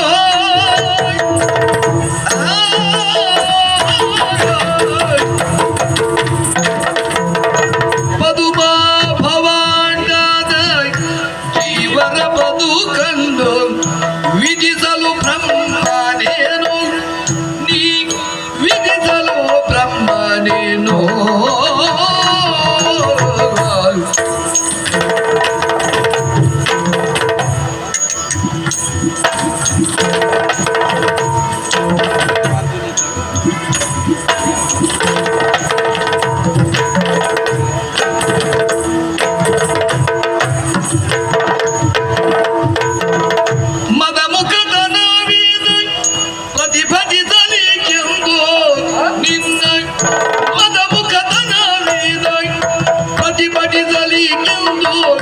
ಕದನಕ್ಕೆ ಬಂದಿರ್ಪೇನು ನಾನು ಕದನಕ್ಕೆ ಬಂದಿರ್ಪೇನು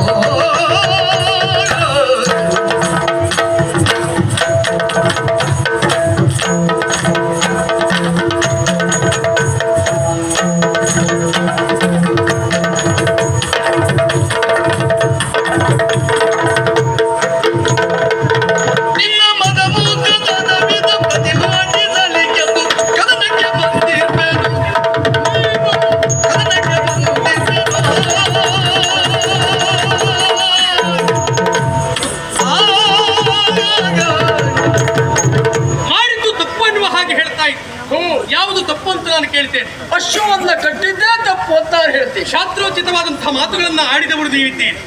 ಫಲ ಇದ್ದವರು ಕಟ್ಟಿಕಾದಬೇಕು. ಫಲ ಉಂಟಿರುವುದನ್ನು ತೋರಿಸುವುದಕ್ಕಾಗಿ ಕುದುರೆ ಕಟ್ಟಿದ್ದೇವೆ. ಮಗು, ಇದು ತಪ್ಪ? ನಾಳೆಯ ದಿವಸ ನೀವು ಅಶ್ವಮೇಧವನ್ನ ಕೈಗೊಂಡ್ರು ಹಾಗೆ ಬರೀಬೇಕು. ತಪ್ಪಲ್ಲ, ಅದು ನಿಯಮ. ಹಾಗಂತ ಅದು ಎಲ್ಲರಿಗೂ ಅನ್ವಯಿಸ್ತದೆ ಅಂತ ಭಾವಿಸಬಾರದು. ಎಲ್ಲವರ ಧರ್ಮದ ಕಾರ್ಯವನ್ನ ಅನುಮೋದಿಸಬೇಕಾದದ್ದು ಧರ್ಮವನ್ನ ಬೆಂಬಲಿಸುವವರ ಕರ್ತವ್ಯ ಇದಿರ್ಬಹುದು. ಹಾಗಂತ ಅದನ್ನು ನಾವು ಒಪ್ಪಿಕೊಳ್ಳಬೇಕಾದಂತ ಅನಿವಾರ್ಯತೆ ಅಗತ್ಯತೆ ನಮಗಿಲ್ವಲ್ಲ. ಸರಿ, ನಮ್ಮಲ್ಲಿ ಸಾಮರ್ಥ್ಯ ಉಂಟು ಎನ್ನುವುದನ್ನು ತೋರಿಸುವುದಕ್ಕಾಗಿಯೇ ಬಳಸಿಕೊಂಡಿದ್ದೇವೆ. ತಪ್ಪೇನು? ಅದಕ್ಕೂ ಅವಕಾಶ ಬೇರೆ ಕೊಡುವ ಅಂತ. ಅವಕಾಶವನ್ನು ನೀವು ಕೊಟ್ಟದ್ದನ್ನು ಬಳಸಿಕೊಂಡು ನಾವಿರುವುದಲ್ಲ. ಈಗ ಅವಕಾಶ ನಮಗೆ ಬಂದಿದೆ ಎನ್ನುವುದನ್ನು ತಿಳಿದುಕೊಂಡು ನಾವು ವ್ಯವಹರಿಸುವುದಕ್ಕೆ ಮನ ಮಾಡಿ. ನಾಳೆ ಹೀಗೆ ಬರ್ತದೆ ನೋಡೋಣ ಅಂತ ಹೇಳುವುದಲ್ಲ, ಇವತ್ತು ಬಂದದ್ರಲ್ಲೇ ಏನು ಅಂತ ತೋರಿಸಿಬಿಡುವ ಅಂತ. ಹಾಗೆ ಯಾಕೆ ಗೊತ್ತಾ? ಅವಕಾಶದ ನಿರೀಕ್ಷೆಯಲ್ಲಿ ನಾವು ಇರಬಾರದು. ಇದ್ದ ಅವಕಾಶವೇ ನಮ್ಮದ್ದು ಅಂತ ಬಳಸಿಕೊಂಡಾಗ ಮಾತ್ರ ಏನನ್ನಾದ್ರೂ ಸಾಧಿಸಲಿಕ್ಕೆ ಸಾಧ್ಯ.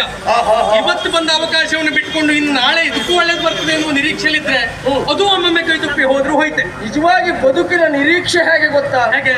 ಇವತ್ತು ಹೇಗೆ ಎನ್ನುವುದಲ್ಲ, ನಾಳೆ ಹೀಗಾಗಲಿ ಎನ್ನುವುದೇ ಬದುಕು. ಆದ್ರೂ ಒಂದು ನಮ್ಮದೆಲ್ಲ ತೀರ್ಮಾನ ಏನು ಗೊತ್ತಾ? ಇವತ್ತು ನಮ್ಮ ಪರಿಶ್ರಮದಿಂದ ಇಷ್ಟು ಮಾಡಿದ್ದೇವೆ, ಇದಕ್ಕಿಂತ ಹೆಚ್ಚಿನದನ್ನು ಇನ್ನು ಏನು ಮಾಡಬಹುದು ಎನ್ನುವುದನ್ನು ನಿರೀಕ್ಷೆ ಮಾಡುವುದಕ್ಕಾದ್ರೂ ಇವತ್ತು ಮಾಡ್ಬೇಕಲ್ಲ.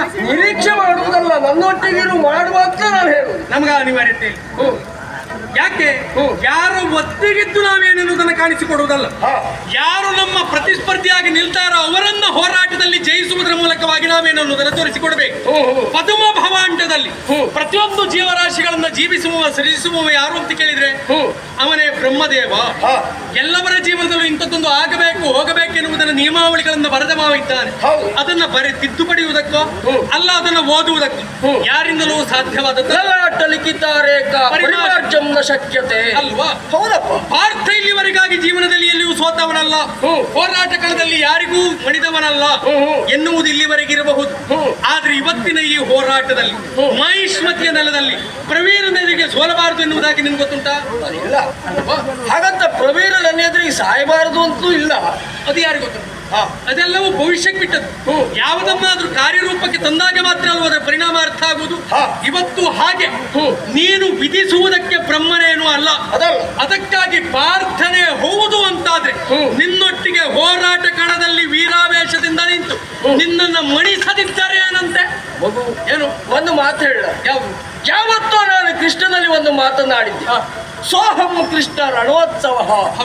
ಹಸಿರು ಹುಲ್ಲನ್ನ ಕಂಡಾಗ ಹುಲ್ಲೆಗೆ ಎಷ್ಟು ಸಂತೋಷವಾಗ್ತದೋ, ಅಗಲಿದ ಪತಿ ತಿರುಗಿ ಮನೆಗೆ ಬಂದಾಗ ಹೆಂಡತಿಯಾದ ಬಳಿಗೆ ಎಷ್ಟು ಸಂತೋಷವಾಗ್ತದ, ಯುದ್ಧ ಅಂದ್ರೆ ನನಗಷ್ಟು ಸಂತೋಷ. ಹಾಗೆ ಹೇಳಿದ ನಾನೇ ಹೀಗೆ ಹೇಳ್ತೇನೆ ಎನ್ನುವುದರ ಅರ್ಥ ಏನು ಗೊತ್ತಾ? ಏನು? ಯುದ್ಧ ಎನ್ನುವುದರ ಅರ್ಥ ಬರೀ ಸಾಯಿಸುವುದಲ್ಲ ಮಗು, ಮತ್ತಿನ್ನೇನು? ನಿನ್ನಲ್ಲಿ ಸಾರಿ ಹೇಳುವುದಕ್ಕೆ ಕಾರಣ ಏನು? ಚಿಕ್ಕವಾದಿ ನಿರುತೋಳ್ ಸೊಕ್ಕಿನಿಲ್ದಾನೆ.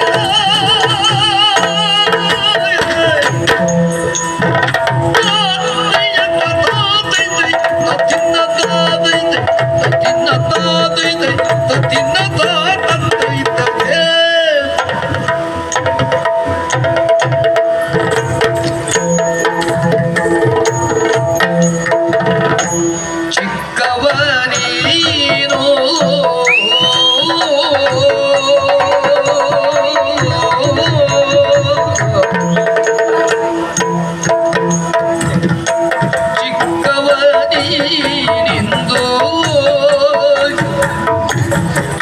ಚಿಕ್ಕವನೀನಿಂದು ಚಿಕ್ಕವನೀನಿಂದು ಸೊಕ್ಕಿನಿರುತ್ತಾರೆ ಮತ್ತು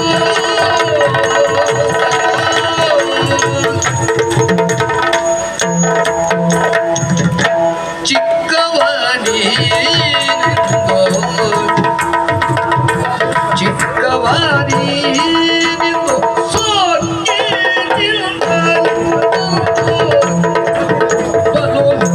ಸೊಕ್ಕಿನಿರುತ್ತಾರೆ ಬಂದು ವಿಕ್ರಮ ಮೇರೆ ಸುವೆಯ ಮೆರೆಸುವೆಯ ನೀನು ವಿಕ್ರಮ ಮೆರೆಸುವೆಯ.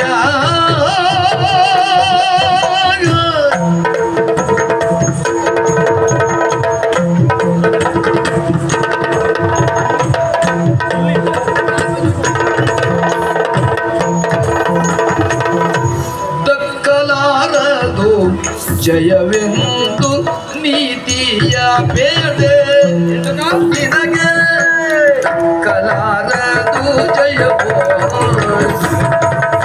ದಕ್ಕಲಾರದು ಜಯವೆಂದು ನೀತಿಯ ಬೇಡೆ.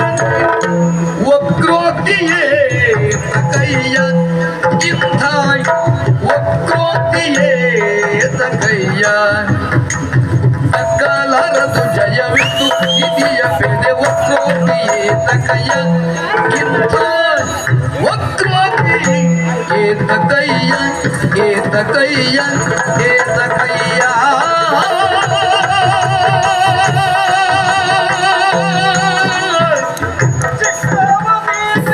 ಸೊಕ್ಕಿನಿಂದಲೇ ಬಂದು ವಿಕ್ರಮ ಮೆರೆಸುವೆಯ,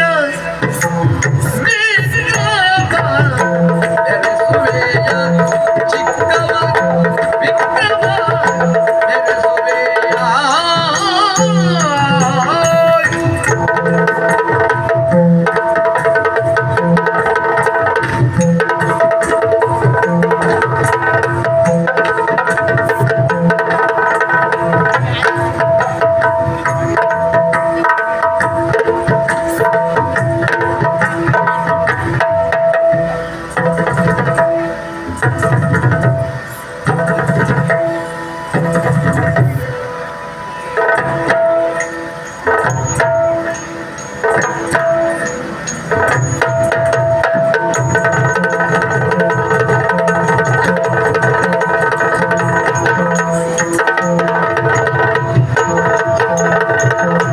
ದಕ್ಕಲಾರದು ಜಯವೆಂದು ನೀತಿಯ ಬೇರೆ ನಿನಗೆ, ದಕ್ಕಲಾರದು ಜಯವೆಂದು ನೀತಿಯ ಬೇರೆ.